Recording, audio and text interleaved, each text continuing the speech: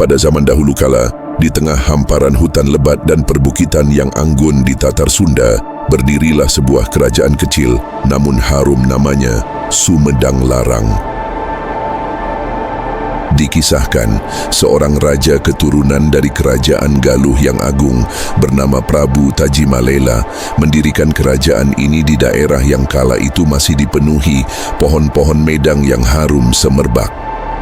Dalam doanya kepada leluhur, ia berkata, "Insya Allah tanah ieu bakal jadi papukuan, jadi negara nu gemah ripah lo jinawi, Sumedang namina. Dengan izin Allah, tanah ini akan menjadi negeri yang makmur bernama Sumedang."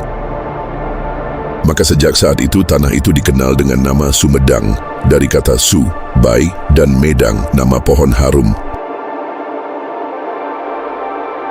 Beberapa generasi kemudian, lahirlah seorang raja agung bernama Prabu Gesan Ulun, cucu dari raja besar. Di bawah pemerintahannya, Sumedang Larang mengalami masa kejayaan. Prabu Gesan Ulun tidak hanya dikenal bijak, tetapi juga sakti mandraguna dan berani. Suatu ketika setelah kerajaan Sunda Pajajaran runtuh oleh serangan pasukan Banten dan Cirebon, para bangsawan Sunda membawa mahkota kerajaan Pajajaran, sebuah pusaka suci bernama Mahkota Binokasi Sanghyang Pake, ke Sumedang. Mahkota itu diserahkan kepada Prabu Gesan Ulun sebagai simbol bahwa dialah pewaris sah tahta Sunda.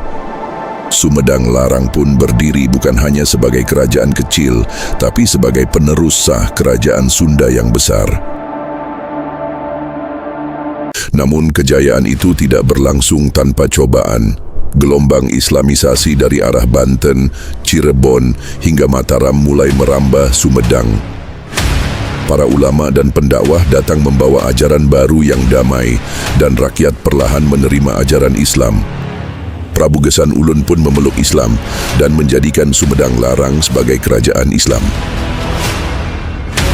Namun setelah wafatnya sang raja, ancaman datang dari timur, Kesultanan Mataram, yang ingin menyatukan tanah Jawa di bawah panji Islam. Pada tahun 1620, demi menghindari pertumpahan darah dan untuk menjaga kedamaian rakyatnya, Sumedang Larang melepaskan kedaulatannya dan bergabung dengan Mataram sebagai bagian dari wilayah kekuasaan. Kerajaan Sumedang Larang pun berubah menjadi Kabupaten Sumedang dan berakhirlah masa kejayaannya sebagai kerajaan merdeka. Meski kerajaan itu runtuh, warisan budaya dan nilai-nilai luhur Sumedang Larang masih hidup hingga kini. Keraton Gesan Ulun berdiri megah sebagai saksi bisu masa lalu, menyimpan pusaka dan cerita para raja. Rakyat Sumedang pun tetap menjaga jati dirinya sebagai orang Sunda sejati dengan budaya, bahasa, dan semangat yang harum seperti kayu medang yang menjadi asal mula nama tanah mereka. Dan begitulah, kisah Sumedang dimulai dari kayu harum dan berakhir dengan mahkota yang tetap bersinar meski kerajaannya telah tiada. Mau tahu cerita-cerita menarik lainnya? Support terus channel ini dengan cara like, subscribe, dan bunyikan lonceng notifikasinya, serta bagikan video ini ke banyak orang agar jadi lebih manfaat.